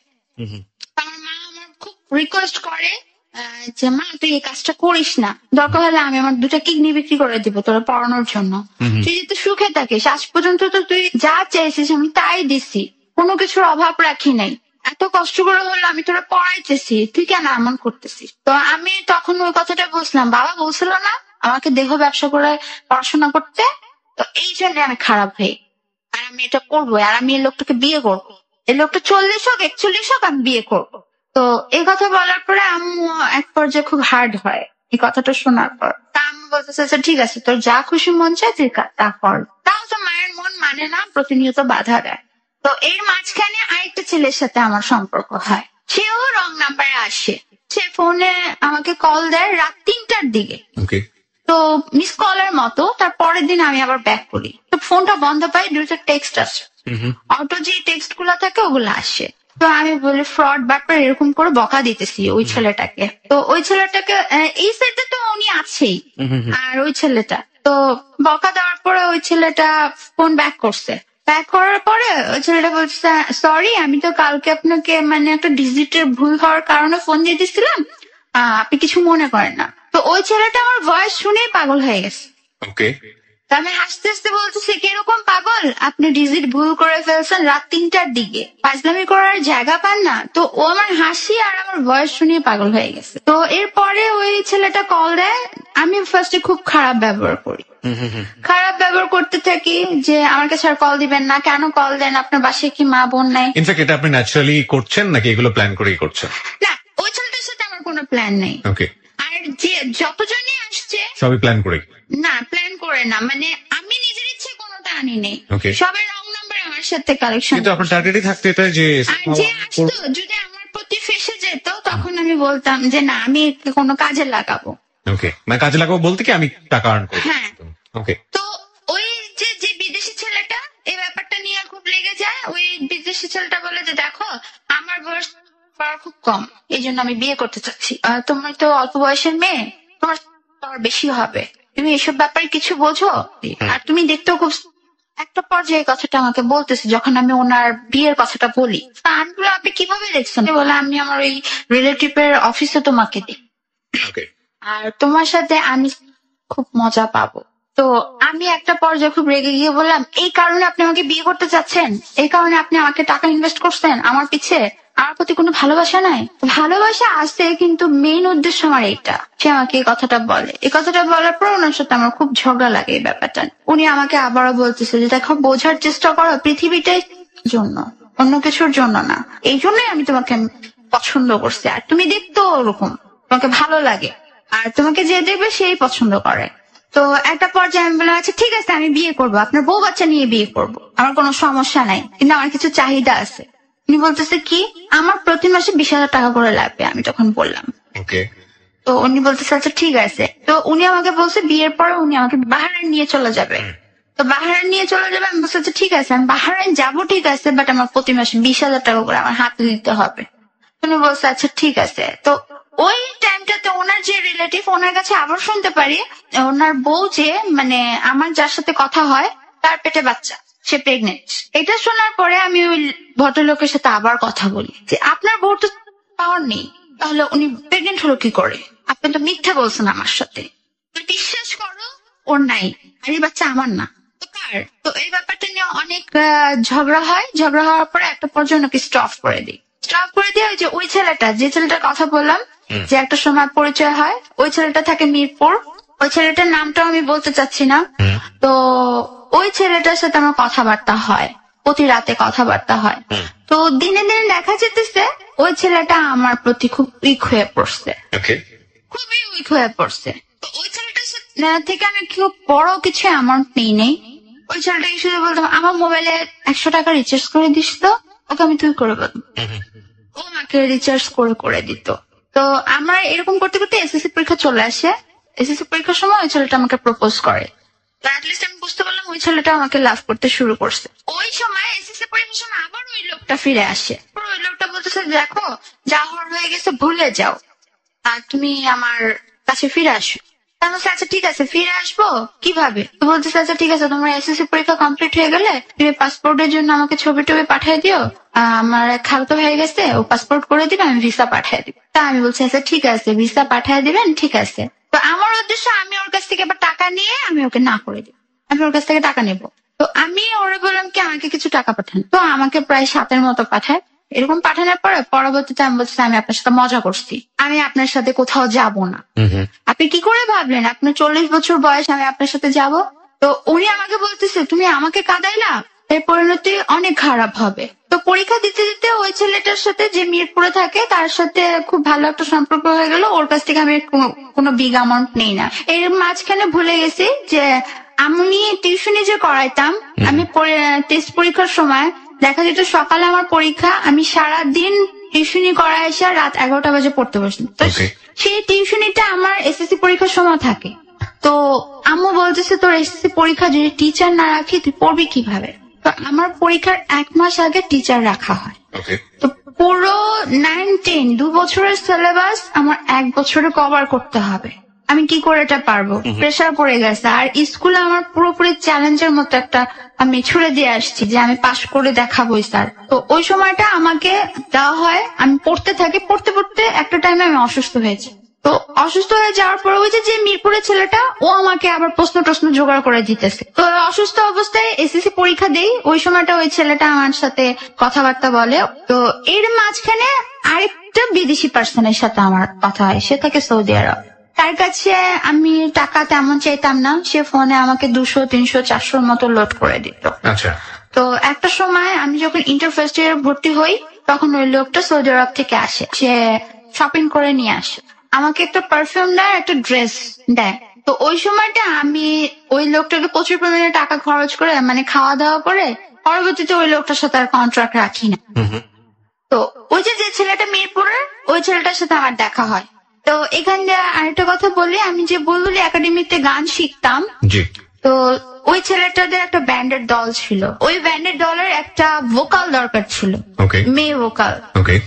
তো ওই মেয়ে ভোকাল হিসেবে ওর যে ফ্রেন্ড, মানে আমার ওই মিরপুর ফ্রেন্ডের যে ফ্রেন্ড, সে বলতেছে যে দেখ শিশিরের তো ভয়েস খুব সুন্দর, ও খুব সুন্দর করে গানও গাইতে পারে, তো ওকে আমরা ভোকাল হিসেবে নেই, আমাদের ব্যান্ডটা খুব জমবে। আচ্ছা। তো আমাকে অফার করলো, তা আমি আম্মুকে ব্যাপারটা জানাইলাম। আম্মু ফার্স্ট টাইম ইগনোর করলো, যেহেতু গানের ব্যাপার আম্মু তেমন কিছু একটা বলেনি। তো আম্মু বলছে আচ্ছা ঠিক আছে তুমি যদি গান দিয়ে কিছু করতে পারো ভালো। এখান দিয়ে তো আমার বাবার শারীরিক টর্চার আছে, মানে মারধর তো আছেই। তো ওই মারধর করতেই থাকে, আম্মুকেও করতে থাকে, আমাকেও করতে থাকে, বিয়ের জন্য মাঝখানে আবারও প্রেশার দেয়। তো এই পর্যায়ে আমি ওই মানে মিরপুরের ওই ছেলেটার সাথে মানে ওই ব্যান্ডের দলে যোগ দিই ভোকাল হিসেবে। তারপর ওইখানে যোগ দেওয়ার পরে ওই ছেলেটা আমাকে খুব বাজে বাজে কথা বলে। তো ওই ছেলেটাকে আমি খুব পছন্দ করতাম, যার সাথে আমি ব্যান্ডের দলে যোগ দিলাম। ওর থেকে আমি তেমন কিছু করিনি, মানে জাস্ট ফিচার্স গুলোই নিতাম, আচ্ছা, অন্য কিছু নিতাম না। ওকে। তো ও আমাকে খুব বাজে বাজে কথা বলায়, মানে যেমন তুই রাস্তার মেয়ে রাস্তায় থাকবি এরকম একটা কথা বলায় আমার খুব রাগ হলো ওর উপর। রাগ হওয়ার কারণে ওর সাথে টোটালি আমি কন্ট্রাক্ট বন্ধ করে দিলাম। বন্ধ করে দিয়ে আমার যে কলেজ ফ্রেন্ড হিন্দু ছেলে ছিল ওর সাথে আমি একটা সম্পর্ক সৃষ্টি করলাম কি ওই ছেলেটা আমাকে পছন্দ করতো। তো ওই ছেলেটা দেখা যেত যে আমার জন্য কলেজে অনেকে মারতেছে ধরতেছে, আমার দিকে কেউ তাকাইলে তার তো অনেক খারাপ বিহেভিয়ার। তো ওই সময়টা আমি বুঝতে পারি ওটার প্লাস পয়েন্ট উঠালাম। আচ্ছা, তো কিরকম? যেমন ও যেহেতু আমার উপরে এতটাই নার্ভাস, তাহলে এক কাজ করি, আমার তো ইন্টারটা ভালো করে পড়তে হবে। ওকে। আমার এসএসসি রেজাল্ট কোন রকমে আসছে, তো ওই সময় টিচার ছাড়া তো হবে না, ইন্টার লেভেলটা আরো হার্ড। তো ওই জন্য আমি ছেলেটাকে প্লাস পয়েন্ট হিসেবে এভাবেই নিলাম যে ওই ছেলেটা আমার বাসায় আসা যাওয়ার গাড়ি ভাড়া, তারপর টিচার খরচ সব দিতে শুরু করলো, এভরিথিং। ওরকম করতে করতে একটা পর্যায়ে ছেলেটার সাথে আমার খুব ভালো সম্পর্ক হয়ে যায়। আমি কখনো ওই ছেলেটাকে মানে লাভ করতাম না, মন থেকে একেবারে নিতেন না? না, মন থেকে না, বাট জিদের বশতে আমি ওর সাথে এরকমটা করতেছি। এবং ওর অর্থ নিয়ে পড়াশোনা করতেন? হ্যাঁ। তো ওই ইন্টারে থাকাকালীন ইন্টার সেকেন্ড ইয়ারে যাওয়ার পরে আমি একটা ইন্টারের মেয়ে পড়াই। হলি ক্রসের স্টুডেন্ট ছিল, ও ইন্টার ফার্স্ট ইয়ারে ছিল, তো ওকে আমি পড়াই। তো তখন প্রায় আমার ওই একটা স্টুডেন্টই ছিল, প্রায় 6,000 টাকার মতো স্যালারি ছিল। তো এরকম করতে করতে টেস্ট এসে পড়লো, ওই ছেলেটা তো ওখান দিয়ে আমাকে টাকা দিতেছে, টিচার খরচ টরচ কিছু না, আর মা আমার কলেজ খরচটা দিচ্ছে কোন রকমে জোগাড় করে টোরে। তো পরবর্তীতে আমার পি টেস্টের সময় আমি জানতে পারলাম আমার মা যে এতকাল আমার পিছে যে টাকাগুলো খরচ করে আসছে, সেটা আমার মায়ের যে কাবিন নামাটা ছিল, সেই কাবিন নামার উপরে টাকাটা নিয়ে তারপরে আমার পিছে খরচ করছে। আমি ঠিক বুঝতে পারিনি, মানে বিষয়টা একটু পরিষ্কার করলে ভালো হয়। মানে আমার যে মায়ের দেড় মুহূর্তটা দেওয়া হয়েছিল, সেই টাকাটা থেকে কেটে কেটে আমার বাবা এই কদিন আমার পড়ার টাকাগুলা দিছে। মানে এটা কি আপনার মাকে সে ইনফর্ম করেছিল? হ্যাঁ, আমার মাকে ইনফর্ম করছিল, বাট আমি জানতাম না। আমি জানছি হলো আমার ইন্টারে যখন প্রি টেস্ট শুরু হয় তখন, মানে আবারও রেজিস্ট্রেশনে টাকা নিয়ে ঝামেলা হয় যখন, তখন শুনতে পারছি যে আমার মা আমার মায়ের দেড়মোহরের টাকা থেকে কেটে কেটে টাকা দিচ্ছে আমার বাবা আমাকে পড়ানোর জন্য। তো ওই সময়টা আরো বেশি আমার রাগ চড়ে গেল, ওই ছেলেটা থেকে আরো বেশি হিউজ পরিমাণে টাকা নেওয়া শুরু করলাম। এর মধ্যে আরেকটা ছেলের সাথে আমার সম্পর্ক হলো, সে থাকে হলো আপনার শান্তিনগর। তো ওই ছেলেটার কাছ থেকে তেমন টাকা নিয়ে নে, প্রায় 3-4 মতো নিয়ে ওই ছেলেটার সাথে আমি কন্ট্রাক্ট বন্ধ করেছি। কিন্তু আমার যে কলেজ ফ্রেন্ডটা ছিল তার সাথে আমার কন্ট্রাক্ট ছিল। তো প্রি টেস্ট দিচ্ছি, প্রি টেস্ট দেওয়ার পর আমি ওই যে বললাম যে টিউশনিটা পাই, ওটা আমি করতেছি। এখন আর আমি ওর কাছ থেকে তেমন টাকা নিচ্ছি না, মানে আমার নিজের কাছেই খারাপ লাগতেছে যে আমি তো কতজনকে এরকম করলাম, থাক আমি আর এটা থেকে টাকা নিব না। তো ওকে আমি বলতেছি আচ্ছা ঠিক আছে, আমি টাকা নিয়ে তোর আর হেল্প করার প্রয়োজন নেই। তো ও আমাকে বলতেছে যে একটা কথা বলি তোকে, তুই আমাকে লাভ করিস? তো তখন আমি ওকে লাভ তেমন ভাবে করি না, কিন্তু রাগ বসত বলতেছি হ্যাঁ করি। আর বাবার উপরে রাগ করে বলতেছে আচ্ছা ঠিক আছে যাই হোক হিন্দু ছেলেকেই বিয়ে করবো। মানে রাগ করে বলছে? হ্যাঁ, মানে আমি জিদ করে বলতেছি, এগুলো সব কিন্তু আমার বাবার উপরে জিদ করে বলা, যে আমার মার এই কাবিন নামা দিয়ে আমার পড়তে হচ্ছে, তো এর চেয়ে ভালো একটা হিন্দু ছেলেকে বিয়ে করা। তো ওই ছেলেকে আমি এটাও বলছি তুই যদি মুসলিম না হস আমি হিন্দু হয়ে বিয়ে করবো, সমস্যা নেই। তো ও কি করছে, ও মুসলিম হয়েছে আমাকে বিয়ে করার জন্য। ওই পর্যায়ে বাবার সাথে আবারও লাগে, মুসলিম হয়ে গেল আপনাকে বিয়ে করার জন্য ছেলেটা? ওই ছেলেটা আমাকে বিয়ে করার জন্য মুসলিম হইলো। এই ছেলেটা কত নম্বর ছিল? এই ছেলেটা ছিল হলো ওই যে 2 বিদেশের লোক যাওয়ার পরে মিরপুরের ছেলেটার সাথে কন্ট্রাক্ট হওয়ার পরে, মানে 4 নম্বরের ছেলেটা। এই ছেলেটা মুসলিম হলো আপনাকে বিয়ে করার জন্য। আপনার টার্গেটটা কি ছিল এই ছেলেটাকে নিয়ে? এই ছেলেটাকে মানে তেমন ঠকানোর ইচ্ছে ছিল না, মানে আমি বাবার উপরে জেদ করে এই ছেলেটাকে বিয়ে করতে চাইছিলাম। আচ্ছা, যে করব। ওকে। তো এই ছেলেটা থাকাকালীন একটা ছেলের কাছ থেকে আমি 4,000 টাকার মতো নেই, সে শান্তিনগর থাকে। তার মানে আপনি এই ছেলেটার প্রতিও কমিটেড ছিলেন না? অফকোর্স না, না। থাকলে তো অফকোর্স আপনি অন্য ছেলের কাছ থেকে টাকা নিতেন না। তো তারপরে এই ছেলেটা মুসলিম হয়ে যাওয়ার পরে আমার রেজিস্ট্রেশনের টাকা নিয়ে আবার আম্মুর সাথে লাগে। আম্মুর সাথে লাগার পর তো আম্মু বলতেছে, তুমি প্রতিবার কেন এমন করো? তোমারও তো মেয়ে, তোমারও তো রক্ত, তুমি এরকম কেন করো? তুমি কেন দিবা না? তো ওই পর্যায়ে আমারই সামনে আমার বাবা বলতেছে যে ও আমার মেয়ে না, আমি ওকে স্বীকার করি না, ও আমার মেয়ে না, ও অন্য আরেকজনের মেয়ে। এটা কে বললো? আমার বাবা বলছে আপনার সামনে? আমার সামনে। তো এখান দিয়ে আরেকটা কথা বলি, আমার আপুর একটা ফ্রেন্ড ছিল যে কেবি রোডে যখন থাকতো, ওনার নাম শরীফ ছিল। তো ওইখানে আরেকটা আন্টি ছিল, ওনাকে নিয়ে একটা বাজে ইঙ্গিত তুলছিল আমার আম্মুকে নিয়ে। সে ভাবি ভাবি বলে ডাকতো, প্লাস বড় আপু বলে ডাকতো। কিন্তু যে আন্টি ছিল, সে আন্টিটা খুব খারাপ ছিল। সে ওই দিক থেকে আব্বুরকে একটু বাজেভাবে কথা বলে যে শরীফের সাথে আপনার বোর অবৈধ সম্পর্ক আছে, কিন্তু তেমন কিছুই না। তো ওই আন্টিটার কথাটা শোনার পরে আব্বুকে যখন বলে, আব্বু আবার শরীফ আঙ্কেলকে বলে দেয়। এটা আমার জন্মেরও আগের ঘটনা। তো শরীফ আঙ্কেলকে বলে দেওয়ার পর শরীফ আঙ্কেল আন্টিকে খুব পরিমাণে মারে। মানে এত মিথ্যে কথা কেন বলবেন? মানে উনি ওই মহিলাটা ওই এলাকার ছিল, প্রস্টিটিউট ছিল। ওই মহিলাটাকে মারে, মেরে ওই এলাকা মানে থেকে বের করে দেয়। তো ওই আঙ্কেল বলে, দেখো ওরকম কোন আমাদের সাথে সম্পর্ক নাই, আমি ভাবিকে আমার বড় বোন মানি, তুমি এটা ভুল বুঝো না। তো ওই জ্যাট ধরে আব্বু এটা মনে করে, মানে মনে করে না, সে ওই জ্যাটটাই, মানে ওই যে যৌতুকের যে একটা আছে ওইটা নিয়ে বা এটা মিশানোর পরে ওইটা ধরে। এখন ওই আঙ্কেল বেঁচে নেই। তো তখন বলতেছে ও তো শরীফের মেয়ে, ও আমার মেয়ে না। মটি খালা ঠিকই বলছিল, ও শরীফের মেয়ে, তো আমার মেয়ে না। তো ওই কথা শোনার পরে আমি দাঁড়ানো ছিলাম, দাঁড়ানো থেকে বসে পড়ছি যে এটা কি বলতেছে। এত বছর ধরে আমি যাকে বাবা হিসেবে মানি, সে আমার বাবা না, এটা কি বলতেছে? সে আমার জন্মটা কেন মিথ্যে করে দিচ্ছে? Okay, okay, nothing to say, totally speechless. But বারবারই বলি, ও যে ধরনের অপরাধ করেছে সেগুলো ওর সিচুয়েশনের থেকে, সেটাকে কি আপনি খুব বেশি, খুব বড় রকমের অপরাধ বলবেন? আমরা স্টোরির দিকে আরেকটু আগাই, বলেন। তারপর এটা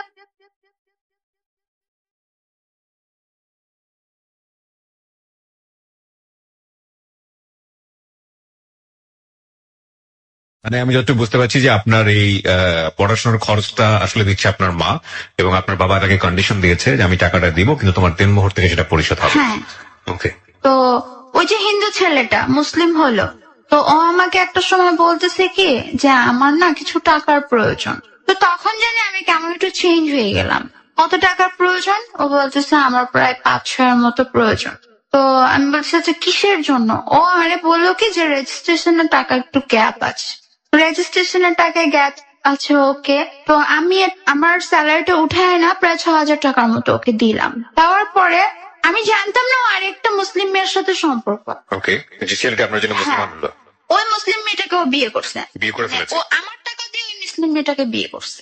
তো ওই পর্যায়ে পরীক্ষা দিলাম, দেওয়ার পরে মানে রেজাল্ট আমাদের বের হলো। রেজাল্ট বের হওয়ার পরে আমি জানতে পারলাম ওই ছেলেটা মুসলিম মেয়েটাকে বিয়ে করছে। তো ওইটাই ওখানে শেষ। ওকে। তো তারপর আরেকজন, সে একজন প্রকাশক ছিল, সেও আমাকে রং নাম্বারে কল করছে। প্রকাশক মানে কি ধরনের বই প্রকাশ করে? হ্যাঁ, সে বই প্রকাশ করে, যে গল্পের বইগুলো সেগুলো প্রকাশ করে। তো সেও আমাকে কল করছে রং নাম্বারে। আমি কাউকে ইচ্ছে করে কল দেইনি, সবাই রং নাম্বারে আসছে। তখন আমি ফেসবুক ইউজ করি না। তো সে আমাকে কল দিছে, সে আমাকে বলতেছে যে আমি তোমাকে চিনি, আমার একটা ফ্রেন্ডের থেকে নাম্বার নিচ্ছে, আমি তোমাকে চিনি, তোমার কথাবার্তা আমি শুনছি, তোমাকে আমার ভালো লাগছে। তো কথা বলতে বলতে বলতে বলতে একটা পর্যায়ে উনি আমার প্রতি উইক হয়েছে। তো উনি আমার সাথে দেখা করতে চায়, দেখা করে। তো আমাকে সে শপিং করে দেয়। তো আমার আম্মাকে বলে যে আমি ওকে বিয়ে করতে চাই। তো আম্মা ভাবছে আচ্ছা ঠিক আছে, আমার মেয়ে তখন বড় হয়েছে, বিয়ে দেওয়ার মতোই হয়েছে। তো আমি ওই লোকটাকে সিরিয়াসলি নেইনি। তো এরকম ওনার কাছে আমি যখনই চাচ্ছি উনি আমাকে টাকা দিচ্ছে 1,000, 2,000, 3,000। ওনার কাছ থেকে আমার সবচেয়ে বেশি টাকা নেওয়া, কত নিচ্ছি একজাস্ট আমি বলতে পারছি না, Okay. আর যখনই বাইরে যাচ্ছে উনি আমাকে শপিং করে দিচ্ছে। তো উনি আমাকে একটা পর্যায়ে একদিন হাত ধরলো, হাত ধরে হাতের মধ্যে চুমু দিতেছে। উনি বলতেছে তোমার হাতটা খুব সুন্দর, এই হাতে যদি আন্টি পরাই খুব ভালো লাগবে। ওকে। তো হাতে চুমু দিতে দিতে উনি আমার ঘাড়ে হাত দিচ্ছে। ঘাড়ে হাত দেওয়ার পরে মানে আমার একটু অন্যরকম লাগছে। আমি একটু দূরে দূরে সরে যাচ্ছি, যেহেতু আমার তেমন কোনো উদ্দেশ্য নাই ওনার সাথে। ফাইনালি বিকজ আপনার এমবিশনটা তো এখানে আলাদা। হ্যাঁ। তো ওইখানে আমি ওনার সাথে ঘুরতেছি ফিরতেছি, ওনাকে একটা কথাই বলে রাখতেছি যে দেখেন যা হওয়ার বিয়ের পরে, এখন না। আপনি তোমাকে বিয়ে করবেন, বাসায় নিয়ে কত দেখতে পারবেন, আপনি যখন খুশি তখন মন চায় আমাকে এভাবে বলছিলাম। এটা বলার পর উনি বলতেছে যে না তুমি তো আমার সাথে ঘুরতেছো, সমস্যা কই। উনি এক পর্যায়ে জোর করে কিস করতে চাইছিল, বাট আমি করতে দেইনি। তা আমি করতে দিই না, আমি ওনার থেকে দূরে দূরে সরে থাকি। তো এরকম করে করে ওনার সাথে আমি অনেকদিন হয়েছে দেখা করি না, কিন্তু ফোন দিলেই বলি আমাকে রিচার্জ করে দেন, আমার 300 টাকা লাগবে, আমার 500 টাকা লাগবে, আমার 1000 টাকা লাগবে। এরকম করে করে আমি টাকা নিচ্ছি। উনি একটা সময় বলতেছে যে তুমি আমার সাথে দেখা করো। তো একটা সময় উনি আমাকে অফার করে বসলো, চলো আমরা রুম ডেটে যাই। ওকে।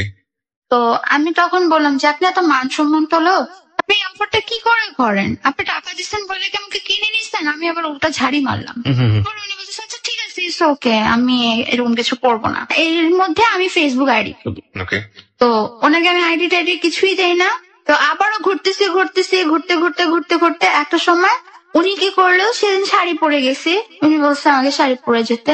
উনি আমার আচমকা, এই কথাগুলোতে আমি আমার মাকে বলতে পারতেছি না, হয়তো বা আমার মা আজকে প্রথম শুনবে যে উনি এরকমটা করছে। তো ওনার সাথে একটা পর্যায়ে আমার বিহেভিয়ারটা খারাপ হয়ে যায়, যে আমি নিজে থেকে সরে আসতে চাই। এতদিন আমি যাই করছি কারোর সাথে আমি ফিজিক্যালি কোনো দিকে যাইনি, যে উনি এরকম করতেছে, কারণ কারোর সাথে আমি তেমন ভাবে দেখাও করিনি। তো এর মাঝখানে ওই যে আমার ক্লাস 10-এ থাকতে একটা যে ছেলে ছিল, তার মা আমাকে অপমান করে গেছিল, তো ওর সাথে দেখা। তো ও আমাকে বলতেছে দেখো আমি তোমাকে খুবই লাভ করি, আমার কিছুদিন পরে লন্ডনে যাওয়ার ফ্লাইট, তুমি আমাকে বিয়ে করবা। তো আমি তখন বলতেছি যে দেখো এটা আমার পক্ষে সম্ভব না, আমার লাইফ তোমার লাইফ এক না। তো তখন আমি নর্মাল ভাবে ওকে বলতেছি। তো পাগল হয়ে গেছে, এক পর্যায়ে পাগল হয়ে গিয়ে আমাকে গাড়িতে তুলতে চাইতেছে যে না তুমি আজকে কাজী অফিস থেকে আমাকে বিয়ে করবা। তো এরকম করতে করতে একটা পর্যায়ে আমি ওকে আবার চড় দিই। সেকেন্ড টাইম আবার আমি চড় দিই। প্রথমে তো দিছিলাম ওর মায়ের আচরণের পর, আবার আমি সেদিন ওকে চড় দিই। তো চড় পাওয়ার পর ও আমাকে বলতেছে আমি তোমাকে বলে গেলাম যে তুমি কোনোদিন ভালোবাসা পাবা না, ছেলেদের মন নিয়ে খেলো, কোনোদিন ভালোবাসা পাবা না, তুমি আমাকে কাঁদাইছো না, তোমাকে তোমার লাভার কাঁদাবে। ওকে। এই ছেলেটা বলেছিল? হ্যাঁ, এই ছেলেটা বলে গেল। তো আমি ওটা নর্মালি ভাবে নিয়েছি। তো কাঁদতে কাঁদতে চলে গেছে আর বলে গেল যদি জীবনে কোনোদিন মনে হয় যে আমি তোমার যোগ্য, তাহলে তুমি আমার সাথে যোগাযোগ করো। সেটা তো সেকেন্ড টাইম ছিল নাকি আগে ছিল এই কথাগুলো? না, এটা আমার এই টাইমে ছিল? সাথে, হ্যাঁ এই টাইমে কথা হলো যখন ও লন্ডন চলে যাবে ওই সময়টা। তো ওই ছেলেটা চলে গেল, এরপরে কি হয়েছে আমি তা জানি না। আর ওই যে বললাম প্রকাশক, উনি ওই যে এরপরে সেদিন তো মানে আমি ওনার সাথে রুট ব্যবহার করে চলে আসছি। আম্মু বলতেছে কি রে ওনার খবর কি, ওনার কথাটা আবার আম্মু জানতো। তো আম্মুকে আমি এত কিছু বলি নাই যে উনি এরকম এরকম করছে। একটা পর্যায়ে আবারও সে আমাকে কল দেয়, মাঝখানে যখন বন্ধ হয়ে যায় আবারও কল দিয়ে সরি চেয়েছে যে সরি আমি তোমার সাথে জীবনে এরকমটা আর করবো না, তুমি আমাকে বিয়ে করতে রাজি হও। ততদিনে আমি না করে ফেলছি। তো আম্মু আবার না করে ফেলছে, কারণ আম্মুর সাথে কথা দিয়ে সে কথা ভঙ্গ করছে যে আমি আপনার মেয়েকে বিয়ে করব, কিন্তু কথা দিয়ে কথা রাখতে পারে নাই। তো আবারও সে আমাকে ফোন দেওয়ার পরে আমি আবারও একটা কাজই করলাম, তার কাছ থেকে টাকা নিচ্ছি। এই প্রকাশকের সাথে কাজ? হ্যাঁ, আবারও তার কাছ থেকে টাকা নিচ্ছি, বাট এবার আর দেখা করছি না। উনি আমার সাথে দেখা করতে চাচ্ছে। তো এরই মাঝখানে ফেসবুক আমি খুলি। তো ফেসবুকে আমার একটা ছেলের সাথে বন্ধুত্ব হয়। ও মেডিকেল স্টুডেন্ট।